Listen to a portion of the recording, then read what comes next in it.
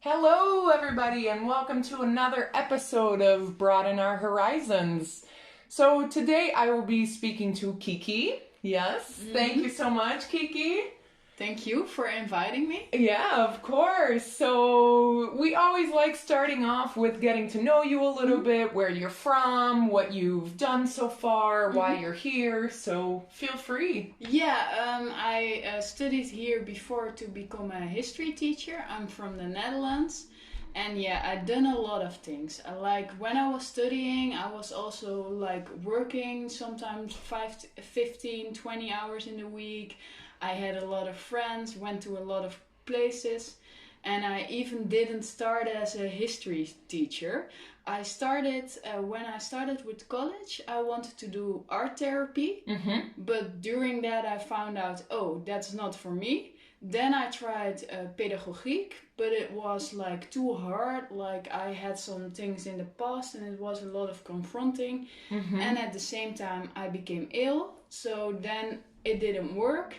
And then I did. So I was kind of this adventurous person, trying all kind of things out and just seeing where it goes. That's perfect. I think it takes a lot of courage also, to start something and admit to yourself, this isn't for me, or I don't like this, and then start again and until you find what is for you, Yeah, if you start your third college education, people are not hopeful for you finishing it and are like, yeah, you're doomed, you're failed, you're never gonna get something. Right. It's believing in yourself and doing what feels good for you. You have definitely proved them wrong, haven't you, Kiki? Yes, I finished it. So, there you go.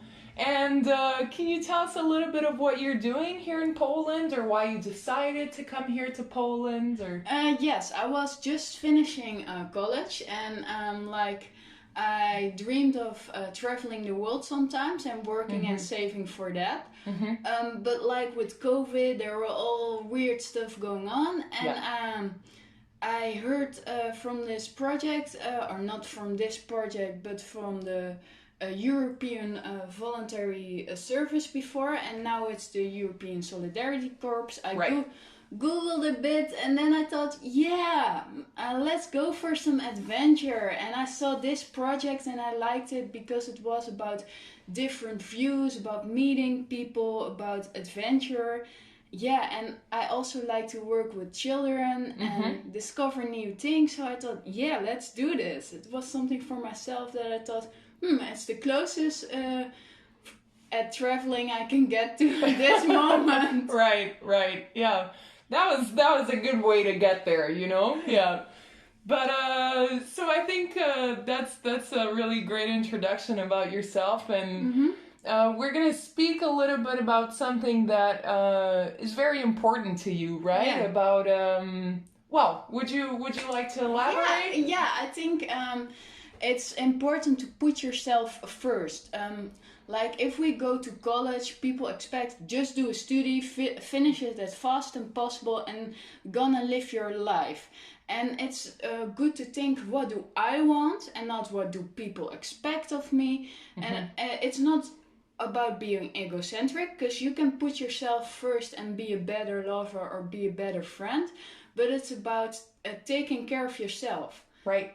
Because if you don't do that, your whole life gonna be, miserable, I guess. Right, and what's the point of that, no? Yeah, I mean, as a granny, you can better think, oh, I did those 2 studies that were not for me, than thinking, I thought maybe that was interesting, but I didn't try. Exactly. I remember when I was young, a friend of mine said something to me that I'll never forget. She said it in Portuguese, which is, você prefere dormir arrependido ou pensando no que podia ter acontecido? And that means, do you prefer going to sleep regretting something or thinking about what could have happened? And that really made me think. I think I prefer going to sleep regretting something than thinking, oh, what if, you know? Yeah, I have to agree with the first thing, else my life would not make sense at all. Right. All the choices you've made so far. Yeah. I can be quite spontaneous, but like also in a good way. Like, when I started college, I was like, I don't want to have a college debt whatsoever, so I'm gonna work as much as I can next to college, and it resulted in that the last education I did, like the history teacher, it took me 6 years, but at least I don't have a burden, I don't have like a debt. Like now the interest rate is 0, but you never know what the government does in the future, and to be not dependent on somebody is really nice. Right. So, can you tell us a little bit of kind of maybe when you came to this realization of like, oh, I really should put myself first, or was it like baby steps that kind of put you in this mindset? It's sort of baby steps, but it's also the way I grew up. Like, it was expected from me to take care of others. And in some ways I don't regret it. Like when my father had a burnout, being there for him and stuff, it's okay. But also like in my house, I did most of the cleaning and stuff after school. Taking care of the dog was my choice because the dog was there because of me. But like cleaning some other stuff was not my choice. And I did it because it was expected of me. And my brother didn't do it at a certain point because he did it so bad like that he didn't have to do it anymore. And I started fights about that because like, hey, I mean, it's not... I should not do all these things. Why and is it it's your not fair. responsibility? It's not my responsibility. Like, Right. Yeah, and it made me realize like if others always expect you to take care of them, then there's at some point you're thinking, hey, but what about me? Yeah, who's taking care of me? Me, Yeah, of course. And at the end of the day, we're the main people who have to take care of ourselves, right? Yes, and it's not only for me as a woman, although women are expected a bit more, but there are also like guys who really take care of their girl or their family. They're the main provider, but they don't think about like, but what is my dream anymore? Like, it's important that you don't live your life on autopilot.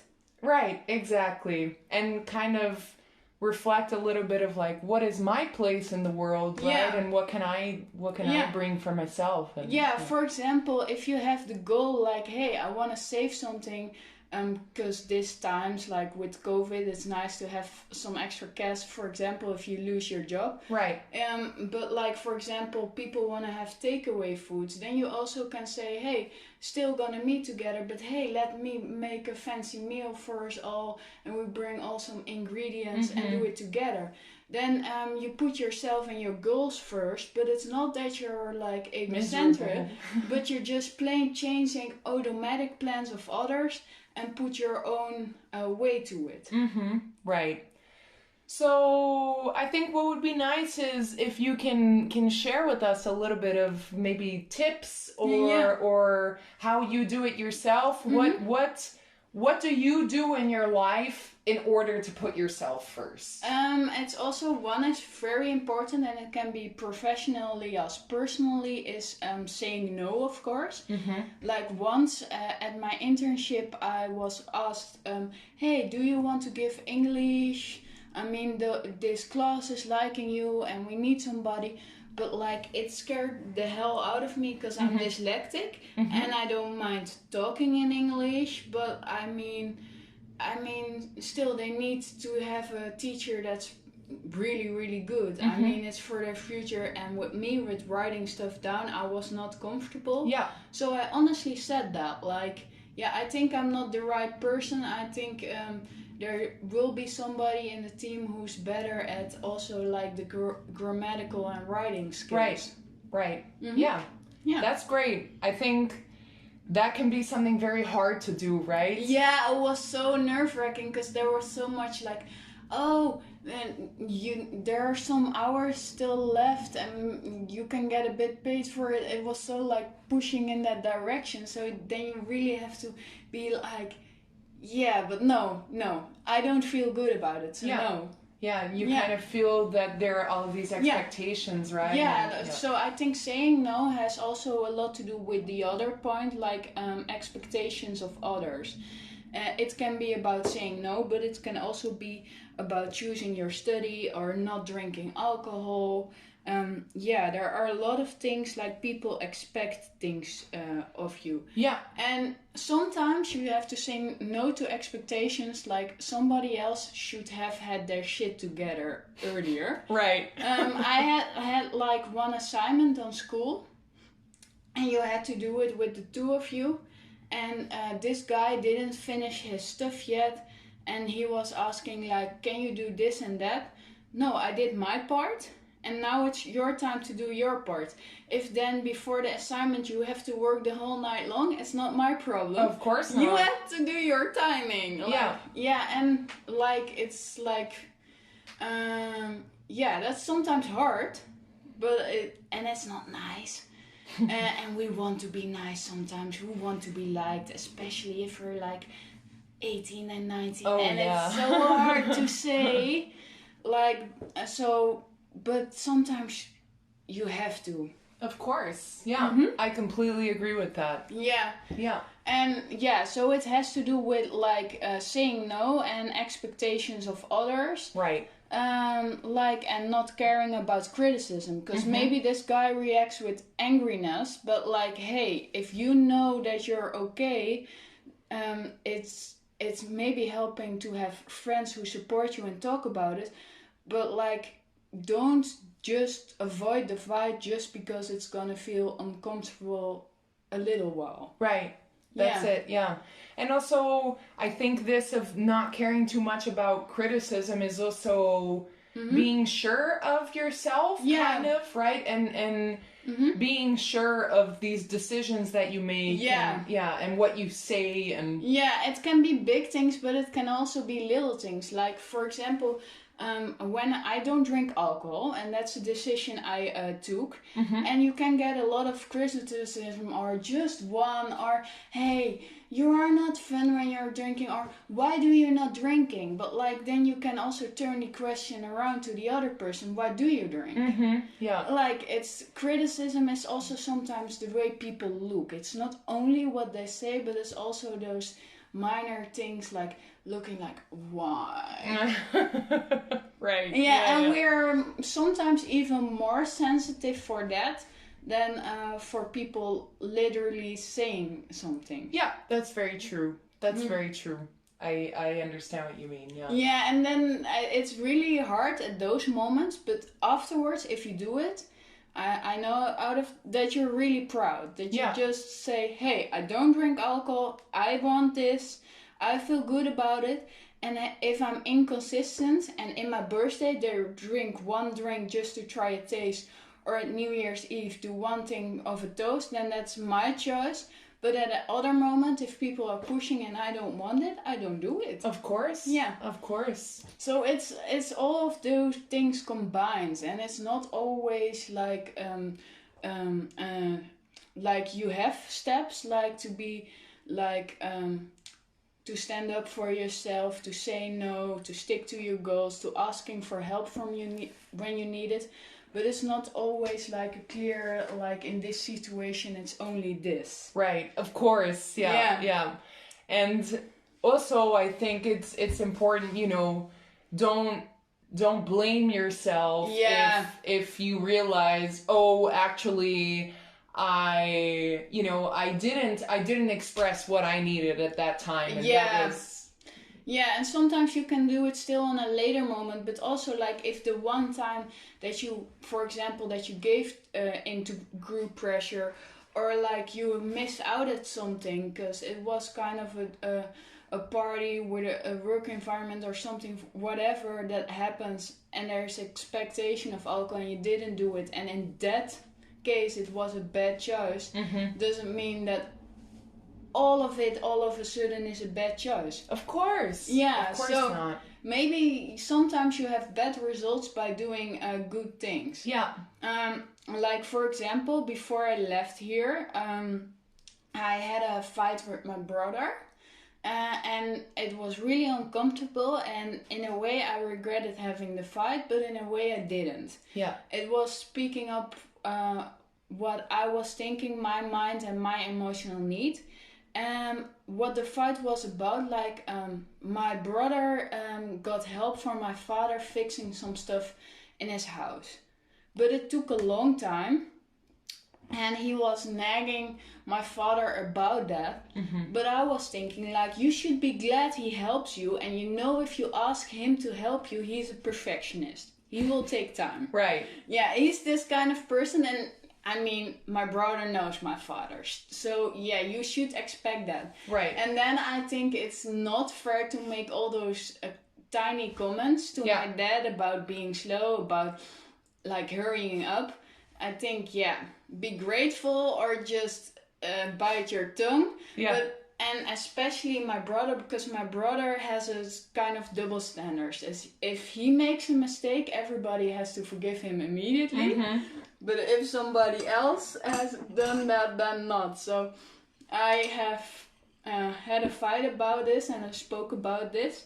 And at that moment, it was so uncomfortable. Yeah. And at that moment, the emotions were so high, and my brother was really really mad at me. Yeah. So I thought, I might have destroyed this relationship forever. But still, I mean, even if that would have happened, was it a bad choice to speak my mind? No, because I felt this for a long time, and this was a moment something specific happened, so I could talk about it. Yeah. It's hard, right? I think these moments of confrontation, mm-hmm. it's such a challenge to get the strength to actually confront someone about something. And I mean, I am not like the hero. Let's put it that way. I can confront people and shake my hands, shake my feet, feel stomach, feel wobbly. It is not that it is easy. I will not say that, but it's like taking that radical responsibility, because in your head you have this voice, if I don't speak now, I will regret this. Yeah. So I will maybe be the shaky voice and having to find even my voice, struggle with my words, double say things. But afterwards, I didn't regret it, because after a few days, my brother never said sorry, but he was like, yeah, maybe you were right a bit. Mm-hmm. Ooh, but how good did that feel? Yeah. But for him, that's the world to say even that. I always wait for him to give the contact again, because I should never do that, and he sometimes needs weeks. Right. That's the kind of style. And he will never directly admit that he's wrong, so I don't expect an excuse. You sometimes have to think about what people are able to. Yeah. But there are some borders. I think I don't want to be in a surrounding where people don't treat each other with respect. Of course. So sometimes it's necessary to say something. Yeah, of course. And that was another one of the points that you had told me about, right? Of being around people who support you and being around people who show you that respect. Also, right? But that's also family you cannot choose. That's this example. Of course. But with friends you can choose. I mean, at my teenage time, I had a friend who was always complaining about the world, always complaining about stuff.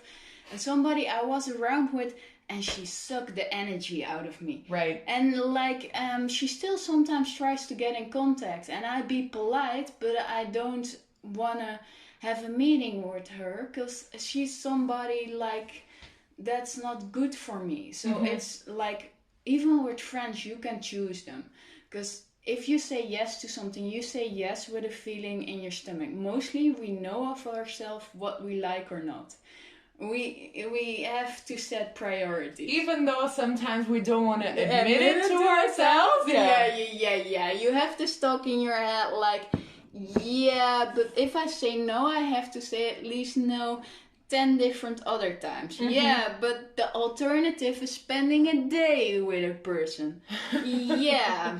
So, like, be real to yourself. Like, what is the worst that can happen? This person getting mad? But if you don't want this person in your life, is that really that horrible? Yeah. Yeah. That's a very good point. That's a very good point. Yeah, it's like I'm from taking radical responsibility, but like I really have to say it's sometimes not. You sometimes have to think a whole day of a message you write back to somebody like that, and that takes a lot of energy. But it's the moments afterward that you think, I did that. Yeah. Finally. Finally, it feels good. You feel the sense of relief. Yeah. When you were speaking earlier about, you know, that the conversation that you had with your brother, and that you had thought about these things for such a long time, and it was kind of maybe also this process of like building up the courage. Yeah, it was building up the courage, and also like understanding a situation, like having seen it multiple times, then I understand the situation. And then afterwards you have moments there that happens but not clearly enough to say something about it. And this was the moment like I was ready enough to know what to say, and I saw it happening, and then I do it. Yeah. I was thinking, you know, you were also saying, I was very uncomfortable, and it was an uncomfortable conversation, and I had the shaky voice and all of these things. And it just made me think, because I'm a person that I really don't like confrontation. I find it very difficult. Right? I have to admit, although I confront a lot of people, I still hate it. Yeah. Like sometimes afterward, I need like 2 hours of walking to be calm and relaxed. Yeah, I understand that. Yeah. And it just made me think of, you know, it's such an uncomfortable feeling when you're there in the moment of this confrontation. And I was thinking about that, but then automatically I thought to myself, it's not as bad though as when you lay down in bed at night and you're thinking, I should have said that. Yeah, I should have said it. Oh my goodness. There's nothing worse than that. Yeah, as a teenager and at the beginning of my 20s, I'm now 27, I had a lot of those moments, and sleep is so important for me. Yeah. Like I had like, when I didn't do a fight, and that's why I think I do them now. I had like that. I was thinking 8 hours of what I could have said, or could have done, and the moment I bite my tongue, and I regret biting my tongue. Yeah. Yeah. So it's if you have those thoughts, I mean, you can just at that moment do it and see what happens instead of biting your tongue. So it's changing your habits, and it will not come from one day to another. Of course.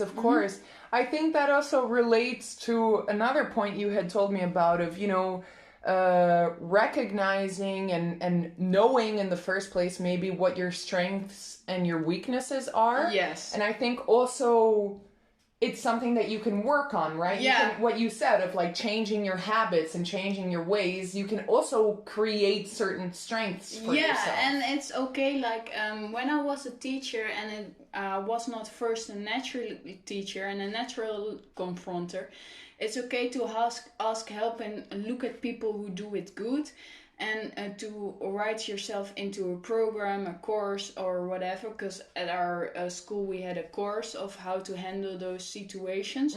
So the asking for help that I mentioned before, especially about your weaknesses, it's important. But also not only focus about your weaknesses. If you're bad in confronting, like shaky voice and stuff, some weaknesses will stay. But if you are clear in expressing yourself and having the right words, focus on what you're good at instead of what goes wrong. Right. Because education, in my opinion, only focus mostly on what you do wrong, or with the red pen instead of the green curl. Right. Like it's a lot of things are about what goes wrong instead of focusing on what do I want and where do I want to go, and what do I need to do that. Yeah. Yeah, and sometimes if you want to be a person that has to put him or herself first, then you have to do a lot of steps. And maybe if there are several steps for it and several things you can take in mind, but maybe if 7 or 8 things at the same time are too much, you can think about one thing. Like, for example, like seeing opportunities, creating chances, saying no, sticking to your goals, asking for help. You cannot do them all at the same time, but maybe there's one that you think, I never ask for help, for example, then you start with that one. Yeah.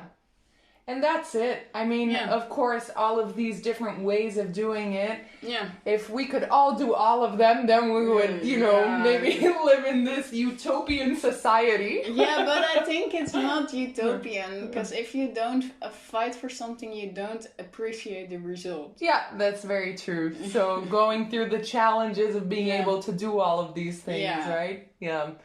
That was really nice, Kiki. Yeah. Thank you for sharing all of that with us. Thank you for inviting me, and I had a lot of fun. This conversation was nice. Great, I enjoyed it too. Okay, so thank you so much. That was Kiki, and you'll be hearing from me next week. Cześć!